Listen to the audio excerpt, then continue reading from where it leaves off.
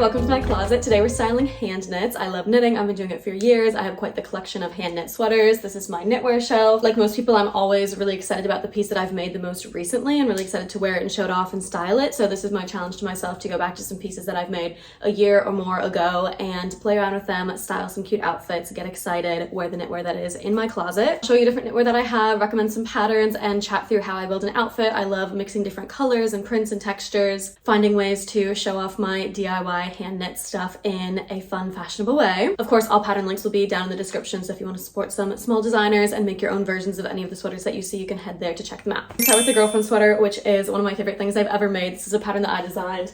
I keep it lovingly folded up here so that my name is on the outside. So it's this top-down raglan sweater that's super fluffy and nice, and then it comes with instructions for how to duplicate stitch your own name. So it has like a whole alphabet in there. You can put whatever word you want on there. I wear this all the time in the winter because it's just like floppy and easy to throw on over anything, super comfy. I did the body all in this cream white color, which I feel like is the perfect opportunity to throw in some pattern because we have a pretty blank slate here. So I'm gonna grab my cheetah jeans. I love these so much and I think they go perfectly with it because the shade of cream that's in the yarn is also kind of reflected in the backing of this pattern here, so I think it'll look quite natural together.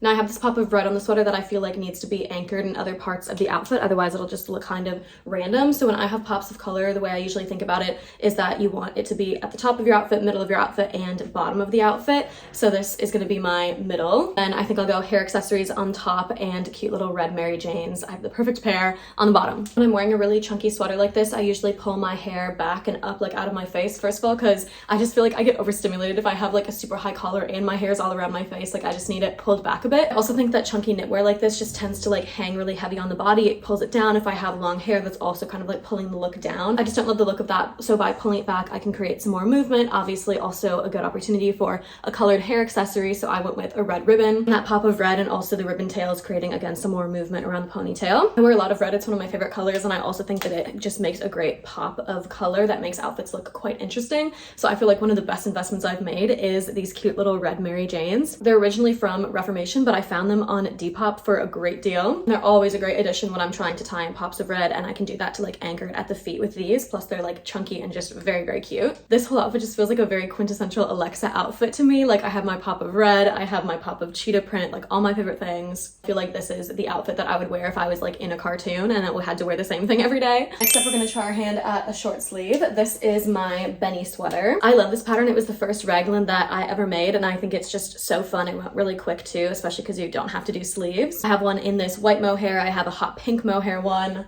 up here as well, which is very fun. And I think soon I want to make a long sleeve version because the mohair is just so like cozy, and I think I would get a lot of use out of something like that. So again, we've got a pretty neutral color here, so I'm seeing that as an opportunity to throw in a bunch of color. I'm obsessed with monochrome elements right now, like not necessarily a full monochrome outfit, but having like a part of the outfit be a little monochrome and just like playing around with making that work in a cool way. So I have this little skirt from Abercrombie, which is super cute, navy blue, and has light blue lines on it as well. This sweater is cropped, so I think this is going to hit at a really cute place with it. Then to make a little monochrome, I'm going to get some blue tights out. I think adding colored tights is such a hack to make an outfit more interesting because it's like, yeah, I could have done it with bare legs, but why would I like lose that opportunity to add some more color? How I usually think about monochrome and how to make it work and look quite natural and not too forced is that you want your pieces to be in similar shades. Like I would say these are very similar shades of blue, but you want them to be in different textures, materials, transparencies. Do you know what I mean? So like here we have quite a thick blue skirt, and then these are going to be semi-sheer blue tights. And then to take it even further and add another material in, I'm gonna go blue denim jacket.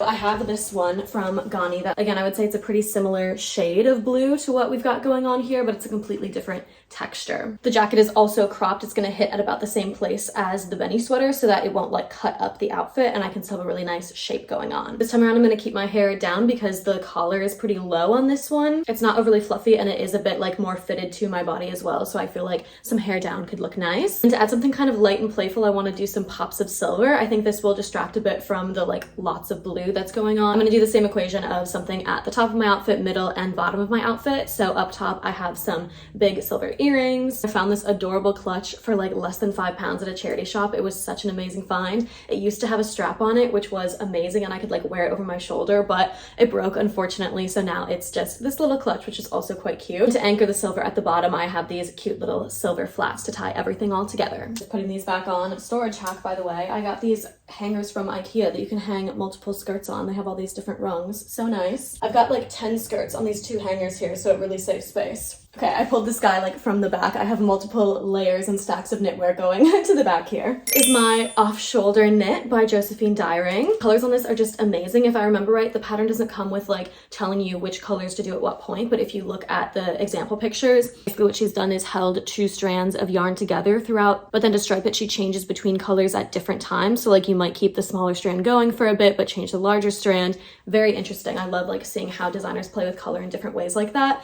And I think this just has like such a cool feathery effect. I also love having a hand knit in like a very interesting shape like this, because I feel like most of my sweaters are, you know, like turtleneck, puffy sleeves, which is great, but they often are just like very chunky, very hot. I feel like something like this, I still get to wear something handmade, but it feels a lot lighter, even like a bit like slinky, sexy, fun. So that being said, I want the shape of the top to be the center of attention. I'm just gonna go with a plain pair of black jeans and a ton of accessories to balance out the bare shoulders. And I personally never do an off the shoulder look without a necklace and my hair down and some big earrings. I feel like those things kind of fill up the blank space around your shoulders, make them look more interesting first of all, but also just keep you from looking too naked. This look, I'm also adding a hair scarf just to have as much texture and length as possible in that area, making like an area of interest around the shoulders. I want to draw the eye to everything up there, so I had like a little pop of pattern in the hair scarf, and then I have some fun chunky jewelry. So got out like all of my bangles and did a bunch of bracelets. This I don't think is like necessary for an off the shoulder look, but it is for me with this one because I made the sleeves way too short. I'll get going on my sleeves, but what happens is once I get bored, I just cast off the sleeve. I know other people will just like stop and leave it for months. I'll just stop and cast it off and have sleeves that are too short. It's fine, I'm working on it. This was a particularly egregious case of that. Like the sleeves are honestly nearly 3/4 length, so I'm trying to kind of lean into that, adding some bracelets to make that look like a natural slinky decision that I made versus me just ending way too early. It was also an opportunity to tie in lots of colors from the sweater, so I have greens and pinks in here that I really want to highlight how colorful and fun it is. Again, I love a pop of color, and there's lots of opportunities to do that here because there are so many different stripes that I could pull out. So instead of doing one singular pop of color, I'm going to try to highlight multiple of the colors that are in the sweater, starting with some chunky green shoes. There's not that much green in the sweater, but I feel like by highlighting it in the shoes, it really pulls it out and lets it shine. And then to tie in this pop of orange in the sweater, I'm going to use this beautiful Teddy Blake bag. Don't those textures just look amazing together? I want to take a minute to thank Teddy Blake for sponsoring this video. I've had this beautiful Teddy Blake purse for probably about 6 months now, and it has held up so well. You can just tell the craftsmanship is super nice. Like I run around the city with this, I take it on the tube. It's also pretty big. I put a whole bottle of water in here once. It spilled inside there, but the lining was so good that I could literally just dump the water out and it dried beautifully. Like the leather still looks amazing. You never would have guessed. I love the shape of it as well. I feel like it adds so much interest to my outfits. Pop of orange is so perfect. As a pop of color girl, this pop of orange is so cool. I'm really leaning into like wrong bag theory with this one. Like I'll just be wearing a very plain outfit, throw in this bag to immediately add some interest. It's every note with me. It's very practical for running around, but it's also super fun to play around with in style. Amazing leather craftsmanship, a great texture to add to my wardrobe. If you're interested in checking out Teddy Blake, they're currently running Black Friday sales up to 51% off. You can see all the details on how to shop down below. Next up, we've got the Good For You cardigan by Wool and the Gang. I made this last year and it has to be one of my most worn knitwear pieces of all time. Made with this super soft Alpacino Merino yarn. Obviously love the pop of red, and it's just such a classic shape that I feel like it's great to throw on over anything and so like easy to style around. The why it's so comfy is because it's super baggy, but that being said, I probably wouldn't do like baggy on baggy. I feel like that feels a bit frumpy. Like when you have a super big hand knit, again, it feels really like weighed down. I probably wouldn't want to add a super weighty bottom as well. I'm gonna go with this classic black tennis skirt from Uniqlo. Since there's something a lot more light and it has some nice movement to it, I think it'll balance out the really heavy top quite well. The flare of the skirt adds some movement, and since the sweater is just straight, I feel like adding adding that little bit of shape at the bottom will be nice as well. Looking cute. Then of course we have to think hair accessories, because this is such a big fluffy sweater. I definitely want to put my hair up. This time some pigtails just to make it fun, and I will not miss an opportunity for a hair accessory. Things a little bit lighter, I'm gonna add some white ribbons to this one. Again, the tails of the ribbon I feel like add some nice movement. I'm gonna skip tights on this one and instead anchor the white at the feet with some just scrunched up white socks. I feel like when you have a super heavy sweater like this, you can get away with showing a bit more leg and it actually looks quite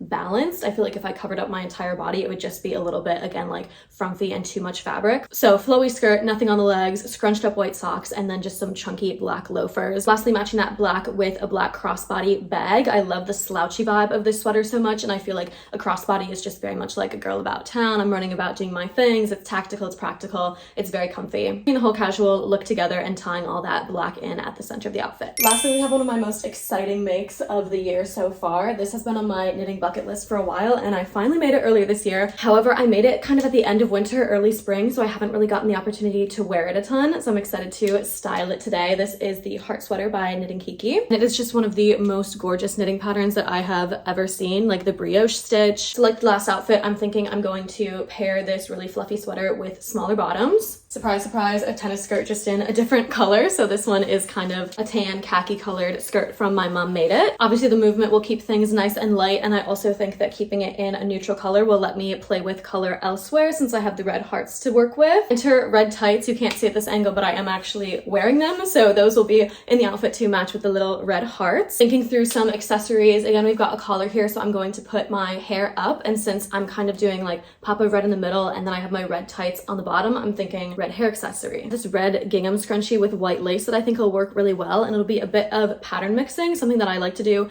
to kind of make pattern mixing seem quite natural and make sense is to do different patterns that have the exact same color scheme. So white and red sweater, white and red scrunchie, different patterns, but I think it looks quite natural together. And then for shoes, I'm thinking another monochrome moment. First of all, I have the perfect pair of red kitten heels that just matches my tights perfectly, so it feels like a lost opportunity to not do that. These are different materials, so I feel like the glossiness of the kitten heel works well with the semi-sheerness of the tights. Also a bit of a like commit to the bit look. I'm gonna go all red on the bottom. I'm going all red on the bottom. I know this look would be completely impractical for like actually skiing, but this is what I see my like ideal après ski look being, right? Like I'm in the lodge, I've just finished skiing, I have a mug of hot chocolate in hand. This is what I'm wearing, okay? There you have it, 5 different ways to style knitwear. I'm very excited to hear your thoughts. Let me know what was your favorite. Have you made any of these patterns? Do you want to make any of them? How are you styling your knitwear this winter? All questions that the girls want to know, so let me know in the comments. Again, all the patterns are linked down below if you want to check those out and see other places that you can find my work. If you're new here, I'm Alexa and I'm the founder of Material Girls, which is a worldwide fiber artist community. We put out a free quarterly magazine that has free knitting, crochet, and sewing patterns in it every issue. We host a worldwide community platform called Material Girls World that just hit 1,800 members, so get on there. And we also have monthly meetups and workshops for crafty girls in London. If you love knitting and fashion, you're in the right place, so make sure to like and subscribe down below to stick around, and I'll be back soon. Thanks for watching. Have a great day.